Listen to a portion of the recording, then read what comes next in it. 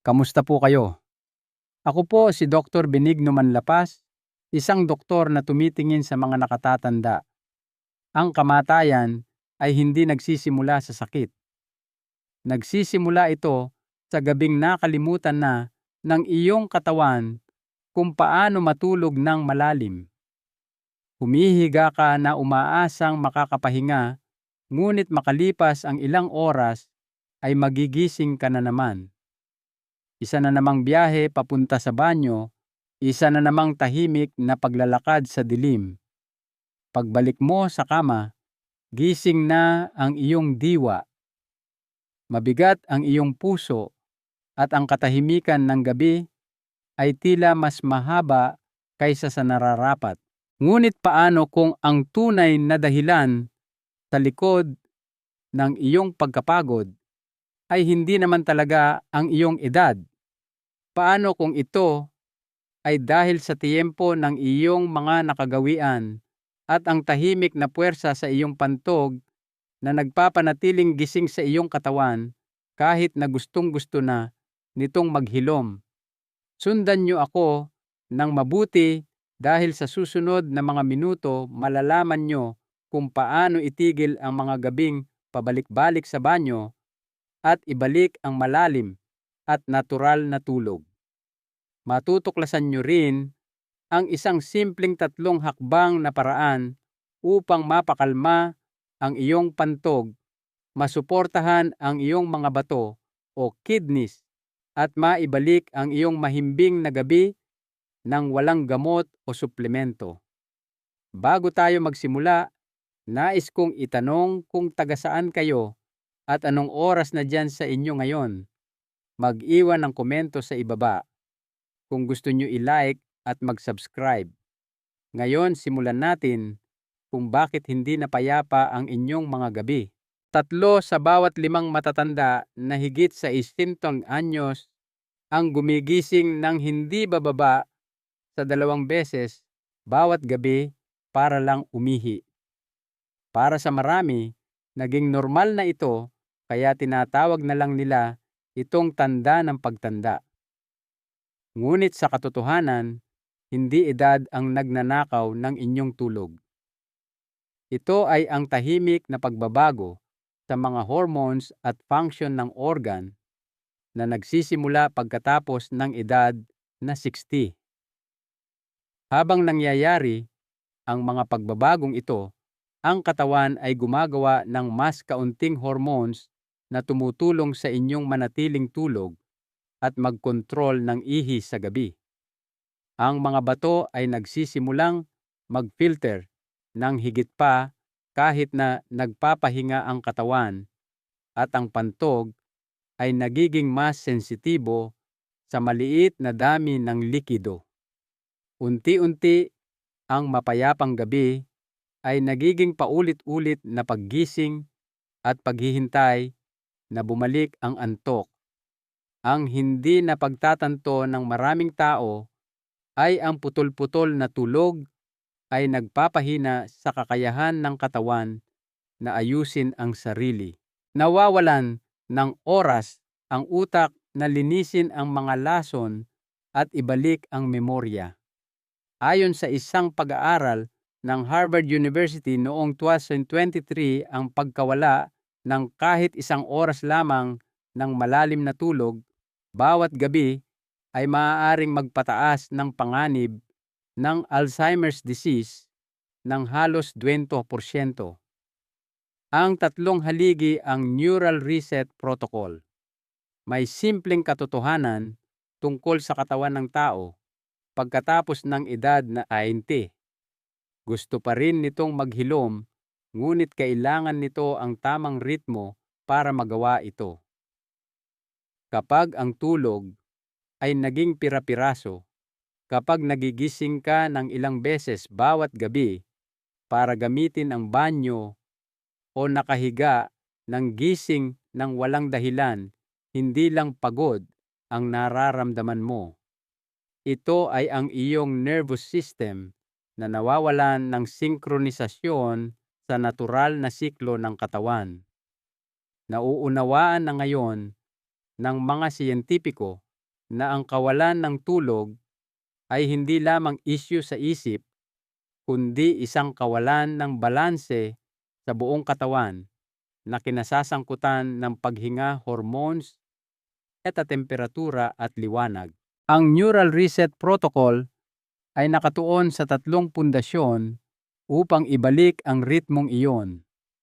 Pagpapagana sa kalmadong sistema, pagbalanse ng nutrisyon sa gabi, at pag-reset ng kapaligiran para sa malalim na pahinga. Unang hakbang, paganahin ang kalmadong sistema. Ang bawat katawan ng tao ay ginagabayan ng 2 sangay ng nervous system. Ang una na tinatawag na sympathetic ay naghahanda sa iyo na harapin ang mga hamon. Pinapabilis nito ang tibok ng puso, pinabibilis ang paghinga, at pinapanatiling alerto ang pantog.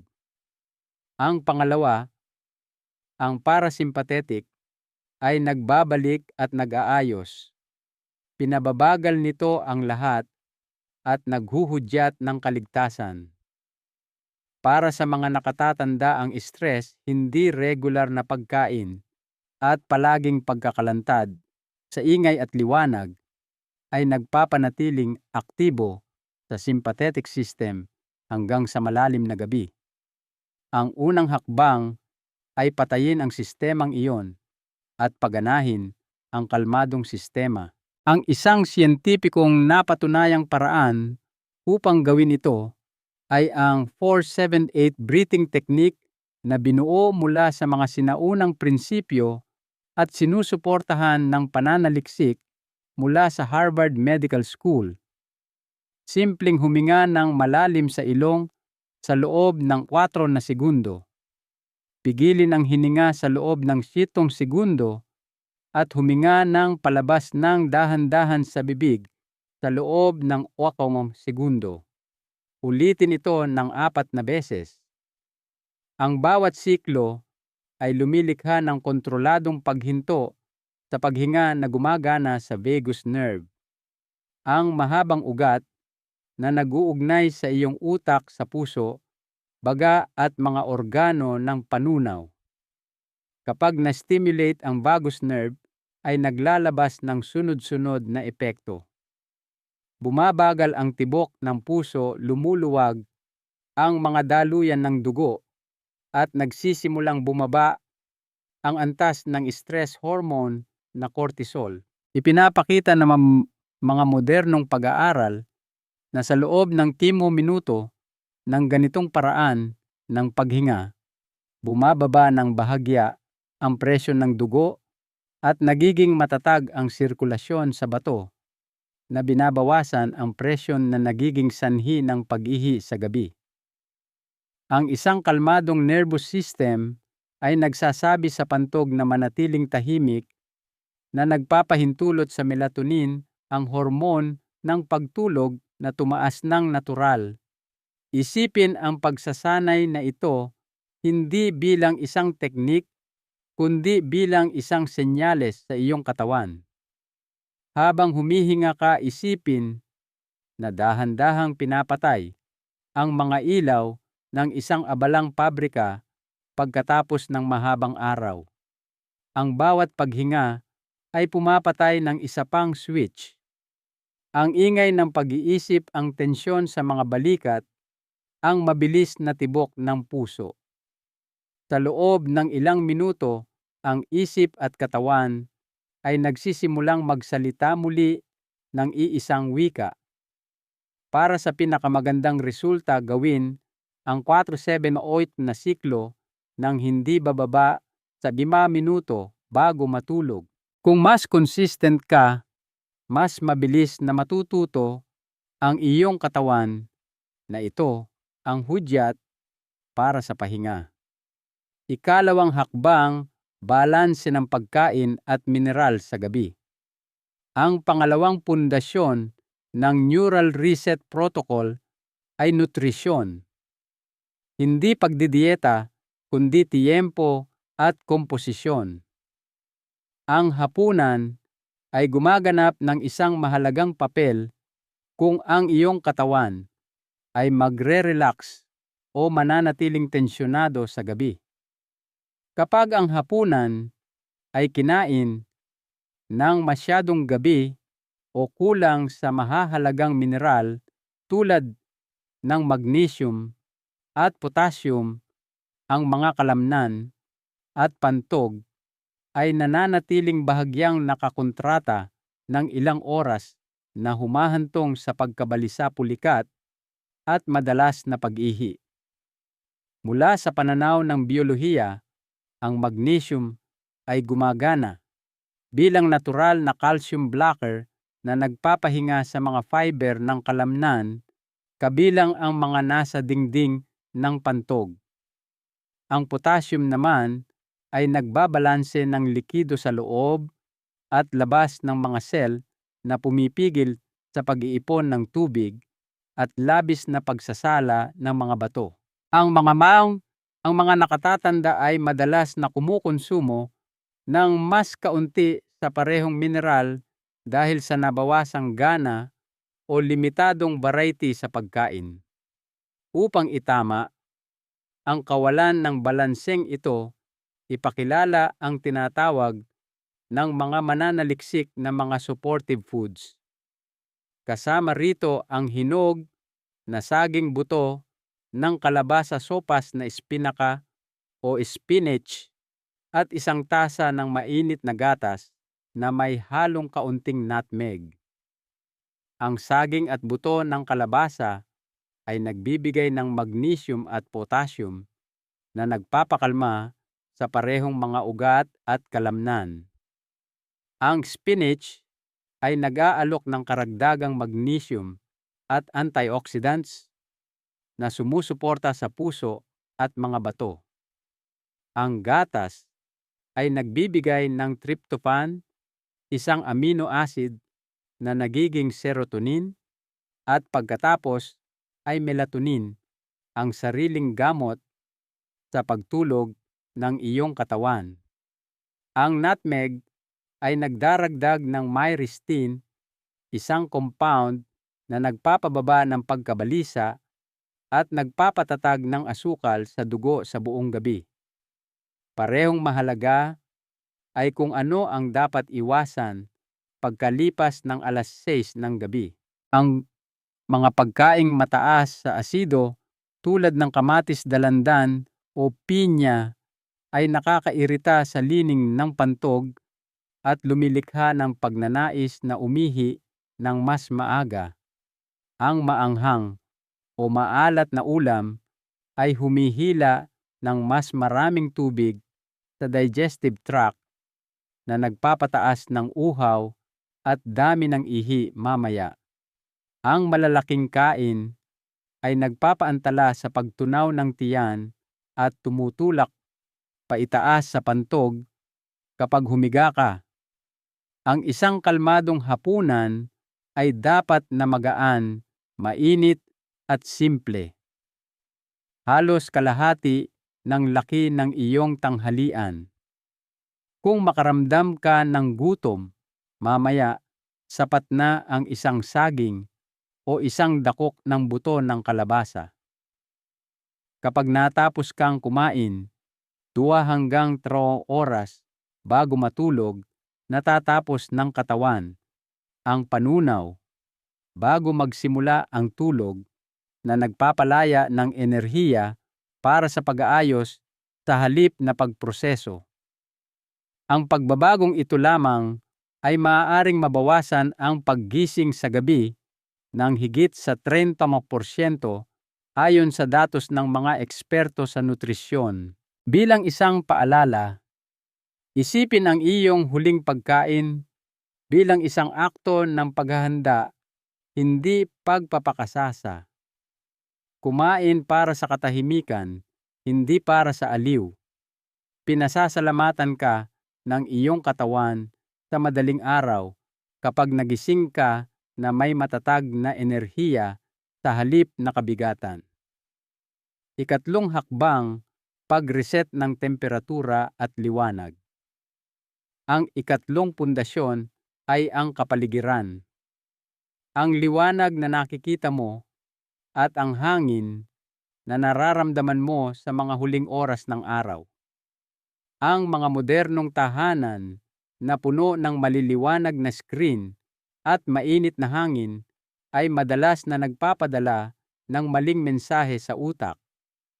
Ang internal clock ng katawan o circadian rhythm ay umaasa sa kadiliman at paglamig upang mag-trigger ng paglabas ng melatonin. Kung wala ang mga senyales na ito, inaantala ng utak ang proseso ng pagtulog kahit napagod ka na. Iniulat ng mga eksperto sa pagtulog na ang mga nakatatanda na nakalantad sa maliwanag o asul na liwanag pagkalipas ng alas 8 ng gabi ay nakakaranas ng hanggang 40% na mas kaunting produksyon ng melatonin. Katulad nito, kapag ang temperatura ng kwarto ay nananatiling mataas sa 24 degrees Celsius, ang init ng katawan ay hindi makababa, isang proseso na mahalaga para sa malalim na tulog. Upang maibalik ang natural na ritmo, simulan ang iyong pag-reset sa gabi 2 oras bago matulog. Hinaan ang mga ilaw sa bahay nang unti-unti lumipat mula sa puti o asul na bumbilya patungo sa mainit na kulay amber o dilaw. Limitahan ang paggamit ng telebisyon at telepono. Kung kinakailangan, gumamit ng blue light filter. Hayaan ang iyong mga mata na maranasan ang kadiliman bilang isang senyales ng kaligtasan, hindi takot. Sunod, maligo ng mainit o ibabad ang paa sa maligamgam na tubig sa loob ng 10 minuto. Ang init ay nagpapaluwag ng mga daluyan ng dugo malapit sa balat. At kapag lumabas ka, ang iyong katawan ay lalamig ng banayad na ginagaya ang pagbaba ng temperatura na nauuna sa malalim na tulog. Panatilihin ang iyong kwarto sa humigit kumulang 20 hanggang 21 degrees Celsius kung may aircon o siguraduhing presko ang hangin. Gumamit ng preskong damit na bulak o cotton at palitan ang mabibigat na kumot ng mas magaan na tela. Pinapayagan nito ang daloy ng hangin at pinipigilan ang sobrang init. Ang liwanag at temperatura ay dapat na gawing parang isang tahimik na kuweba ang iyong kwarto, ligtas, madilim at bahagyang malamig. Kung ang ingay sa labas o mga ilaw ng lungsod ay nakakaabala sa iyo, gumamit ng makapal na kurtina o isang soft white noise machine. Kahit ang maliliit na pagsasaayos ay maaaring magdala ng nasusukat na pagbabago. Ipinakita ng isang pag-aaral sa Stanford University noong 2023 na ang mga nakatatanda na pinagsama ang madilim na ilaw, malamig na silid, at maikling mainit na ligo ay nagpataas ng tagal ng kanilang malalim na tulog ng halos 50% sa loob ng isang linggo. Habang papalapit ang gabi, labanan ang tukso para sa huling mainit na inumin. Kahit ang herbal tea o gatas pagkalipas ng alas 7 ay nagdaragdag ng hindi kinakailangang likido. Sa halip, umupo ng tahimik sa iyong madilim na silid. Gawin ang 4-7-8 breathing sa loob ng ilang minuto at hayaang lumapag ang katahimikan sa iyo tulad ng dapit hapon. Ang tatlong hakbang na ito, pagpapakalma sa nervous system, pagbabalanse ng nutrisyon at pagkontrol sa liwanag at temperatura, ay hindi hiwalay na mga trick, kundi magkakaugnay na mga ritmo. Ang paghinga ay nagsasabi sa puso na bumagal. Ang wastong mineral ay pumipigil sa pantog mula sa labis na reaksyon. Ang malamig na kadiliman ay nag-aanyaya sa melatonin na dumaloy. Magkasama, bumubuo sila ng isang biolohikal na sirkito na nagtuturo muli sa iyong katawan kung paano magpahinga. Para sa maraming nakatatanda, ang ideya ng pagsasanay sa katawan ay maaaring mukhang komplikado, ngunit ang prosesong ito ay banayad at mapagpatawad. Kahit ang maliliit na pagpapabuti, isang consistent na sesyon ng paghinga, isang mas maagang hapunan, isang antas na mas mababa sa temperatura ng silid, ay nagsisimulang i-reprogram ang sistema. Sa loob ng ilang araw, mapapansin mo ang mas kaunting paggising sa gabi, mas malalim na paghinga, at mga umaga na hindi na mabigat sa pakiramdam. Isipin ang Neural Reset Protocol bilang pagbabalik sa tahanan sa iyong sariling biyolohiya. Hindi ito lumalaban sa kalikasan. Ibinabalik nito ito. Kapag sumabay ka sa sinaunang disenyo ng katawan, ang tulog ay hindi na kailangang habulin. Ito ay simpleng dumarating.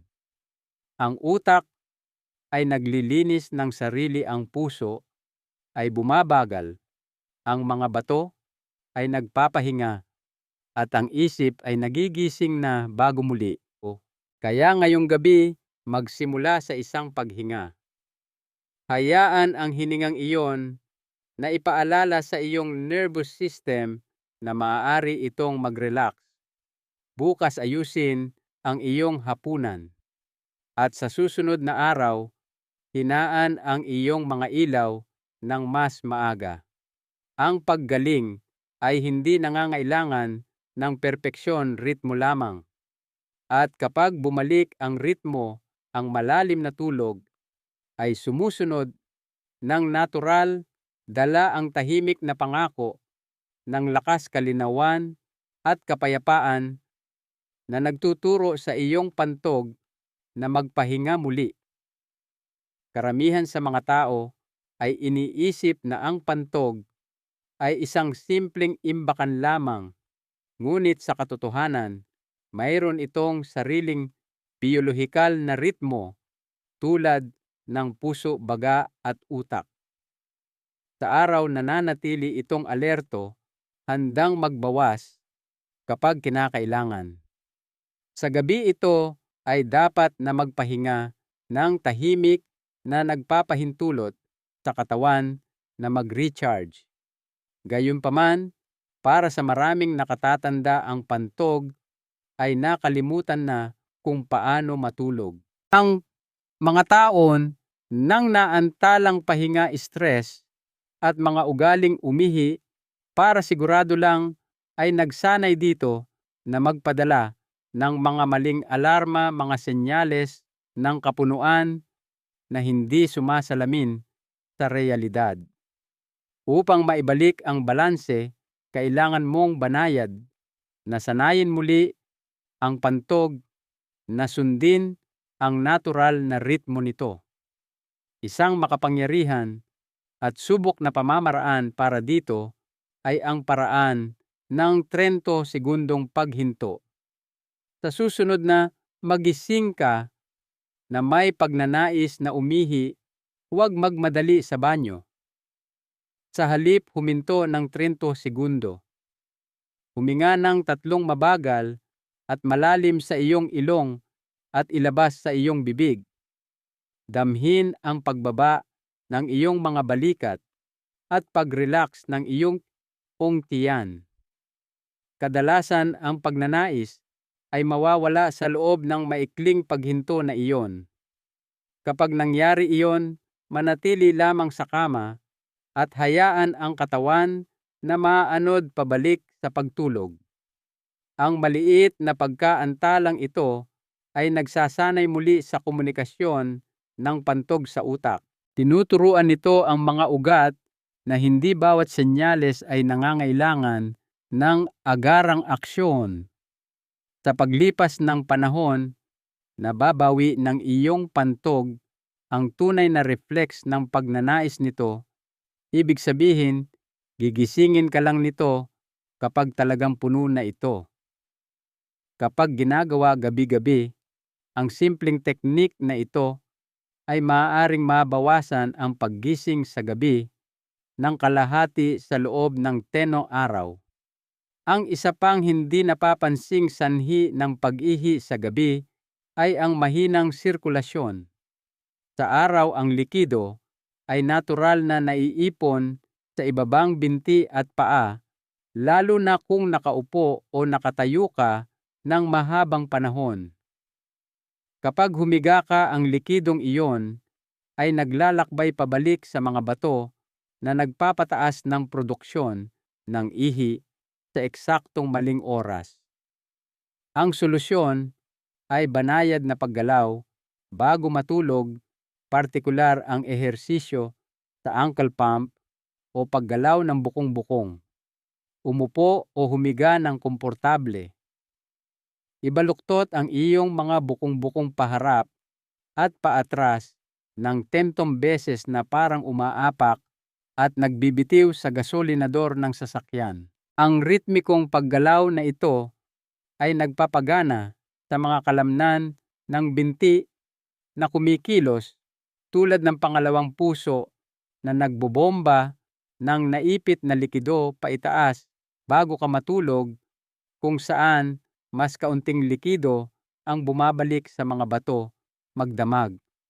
Bumababa ang produksyon ng ihi at ang iyong pantog ay nananatiling kalmado ng mas matagal. Ipinakita ng mga siyentipikong pag-aaral na ang pagpapabuti ng sirkulasyon sa ibabang binti sa pamamagitan ng paggalaw ng bukong-bukong ay maaaring mabawasan ang dalas ng pag-ihi sa gabi ng hanggang 30% sa mga senior. Ito ay isang simpleng solusyon na walang gamot na gumagana kasuwato ng mga natural na sistema ng katawan. Para sa maraming nakatatanda, ang kombinasyong ito, isang maikling paghinto kapag sumalakay ang pagnanais at ilang minuto ng ankle pumping bago matulog, ay nagdadala ng kamangha-manghang ginhawa. Pagkatapos ng 10 araw lamang ng pagsasanay, si Aling Linda, isang 72 anyos mula sa Laguna, ay natulog ng payapa sa loob ng 5 oras ng diretso. Ang kanyang unang tuloy-tuloy na gabi sa loob ng maraming taon. Tandaan, ang iyong pantog ay maaaring matuto muli ng kapayapaan. Hindi nito kailangang labanan o abalahin ang iyong pahinga. Kailangan lang nito ng oras, pasensya at kaunting gabay. Kaya ngayong gabi, bago mo patayin ang ilaw, huminga ng ilang beses ng mabagal. Igalaw ang iyong mga bukong-bukong ng banayad at magtiwala na ang iyong katawan ay alam pa rin kung paano matulog sa buong gabi na nagpapakalma sa isip bago magsimula ang gabi. Habang lumalalim ang gabi at tumatahimik ang mundo, maraming nakatatanda ang nakakatuklas na ang kanilang mga isip ay nagiging mas maingay. Ang mga isipin na nanatiling tago sa mga abalang oras ng araw ay biglang bumabalik. Mga pag-aalala tungkol sa kalusugan, pamilya o hinaharap. Para sa ilan, may tahimik na takot sa pagkawala ng kalayaan. Para sa iba, ito ay ang sakit ng pangungulila sa mga mahal sa buhay na dating kasama sa mga gabing ito. Ang emosyonal na bigat na ito ay hindi lamang nabubuhay sa puso. Tumatagos ito sa katawan na nagpapanatiling alerto sa utak at tensyonado sa mga kalamnan matagal matapos mamatay ang mga ilaw. Kinukumpirma na ngayon ng siyensya kung ano ang matagal nang ipinakita ng karanasan. Ang emotional na stress ay nagiging pisikal na hirap sa pagtulog. Kapag tumaas ang pagkabalisa, ang utak ay naglalabas ng cortisol at adrenaline, mga hormones na dinisenyo para sa aksyon, hindi pahinga. Ang mga kemikal na ito ay nagpapataas ng tibok ng puso, nagpapasikip ng pantog, at humaharang sa paglabas ng melatonin, ang mismong hormone na nagdadala ng malalim na tulog. Iyan ang dahilan kung bakit gaano man kapagod ang iyong katawan, ang isip ay humuhuni pa rin tulad ng isang makina na tumatangging mamatay. Upang patahimikin ang siklong ito, dapat mo munang ipaalala sa iyong isip na tapos na ang araw na ligtas ng magpahinga. Isang banayad na paraan upang magsimula ay sa pamamagitan ng isang simpleng ritual ng pasasalamat gabi-gabi. Bago matulog, kumuha ng maliit na notebook at isulat ang 3 bagay na ipinagpapasalamat mo, gaano man kaliit. Maaaring ito ay ang lasa ng tsaa sa umaga, isang ngiti mula sa iyong apo, o kahit ang ginhawa ng iyong unan. Ang pasasalamat ay nagsasabi sa nervous system, ligtas na ako ngayon. Nagpapababa ng stress hormones at nagbabalik ng kalmado. Ang isa pang epektibong kasangkapan ay ang tunog.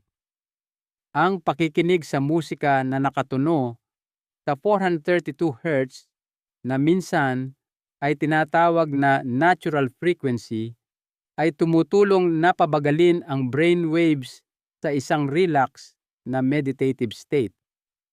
Inilalarawan ito ng maraming tao bilang isang malambot na panginginig na nagpapaginhawa sa dibdib at nagpapatatag ng hininga. Katulad nito ang pagdarasal o 10-minutong pagninilay bago matulog ay maaaring lumikha ng pakiramdam ng espiritual na pundasyon. Sa Pilipinas man o ibang bansa, ang mga gawaing ito ay matagal nang nakatulong sa mga nakatatanda na makahanap ng kapayapaan, hindi sa pamamagitan ng kontrol, kundi sa pamamagitan ng pagsuko. Kung mas gusto mo, umupo ng tahimik na nakalagay ang iyong mga kamay sa iyong puso at huminga ng banayad. Sa bawat pagbuga ng hininga, isipin na pinapakawalan ang isang maliit na pag-aalala, isang isipin, isang alaala, isang pagsisisi. Hindi mo kailangang ayusin ang lahat ngayong gabi. Kailangan mo lang ipaalam sa iyong katawan na ligtas itong magpahinga. Dahil kapag ang iyong puso ay nakakaramdam ng kaligtasan, ang iyong katawan sa wakas ay pinapayagan ang pagtulog na mangyari. At sa kaligtasang iyon, ang paggaling ay nagsisimula ng tahimik, matapat, isang mapayapang gabi sa bawat pagkakataon. Mga pagkaing nagpapakalma sa pantog at isip. Pagdating sa mapayapang tulog, ang kinakain mo sa gabi ay halos kasing halaga ng kung kailan mo ito kinakain. Ang katawan ay bumabagal pagkatapos ng paglubog ng araw at ang mabibigat na pagkain ay pumipilit sa iyong tiyan, atay at pantog na patuloy na magtrabaho matagal matapos na gustuhin ng isip na magpahinga. Ang isang banayad na hapunan ay nagpapahintulot sa bawat organ na mag-relax ng sabay-sabay. Ang pinakamagandang hapunan ay simple: pinasingaw o steamed na gulay, isang maliit na porso ng brown rice, o isang magaan na mangkok ng sopas na munggo o lentils. Ang mga pagkaing ito ay nagbibigay ng init ng walang bigat, enerhiya ng walang hirap. Natutunaw ang mga ito nang maayos pinapanatiling matatag ang iyong asukal sa dugo at kalmado ang iyong pantog. Kapag ang iyong hapunan ay magaan, ang iyong mga panaginip ay nagiging mas magaan din. Kasing halaga ng kung ano ang isasama mo ay kung ano ang iiwasan mo. Maraming nakatatanda ang hindi namamalayan na naiistorbo ang kanilang tulog sa pamamagitan ng pagkain o pag-inom ng mga prutas na maasim o acidic tulad ng dalandan, kamatis, at pinya pagkalipas ng alas 6 ng gabi. Ang mga pagkaing ito, kahit mayaman sa bitamina, ay maaaring makairita sa lining ng pantog at magpataas ng pagnanais na umihi sa gabi. Kahit ang isang baso ng citrus juice pagkatapos ng hapunan ay maaaring magdulot ng hindi komportableng pakiramdam sa madaling araw. I-save ang mga prutas na ito para sa almusal o tanghalian kapag malakas ang iyong panunaw at aktibo ang katawan. Upang mapakalma ang parehong katawan at isip bago matulog, pumili ng mga prutas na nakakalamig tulad ng saging papaya o peras. Ang mga ito ay mababa sa asido at mayaman sa natural na fiber na tumutulong sa pantog na manatiling relax habang sumusuporta sa banayad na panunaw. Sa Ayurveda at modernong nutrisyon, pareho ang mga prutas na ito ay itinuturing na sattvic, mapayapa, nagbabalanse, at mabait sa nervous system. Sa huli, siguraduhin ang iyong dieta sa gabi ay may kasamang sapat na magnesium at potassium. Ang dalawang mineral na ito ay tumutulong sa mga kalamnan, kabilang ang mga nasa paligid ng pantog na mag-relax at mag-contract ng maayos. Pinatatatag din nila ang tibok ng puso at pinakakalma ang nervous system na binabawasan ang tensyon sa gabi. Mahahanap mo ang mga ito ng natural sa saging madadahong gulay, munggo, at buto ng kalabasa. Kapag ang iyong pagkain ay nagpapalusog sa parehong katawan at mga ugat, ang iyong pantog ay nananatiling tahimik, ang iyong isip ay lumalambot, at ang iyong gabi ay nagiging lugar ng pahinga sa halip na abala. Sa loob ng maraming taon, naniwala si Mang Dario, isang 71 anyos na taga Cavite, na ang paggising ng 3 o 4 na beses bawat gabi ay bahagi lamang ng pagtanda. Itinigil niya ang pag-inom ng tubig. Pagkatapos ng hapunan, tinanggal ang kanyang tsaa sa gabi at sinubukan pa ang mga iniresetang gamot pampatulog. Ngunit walang nagbago.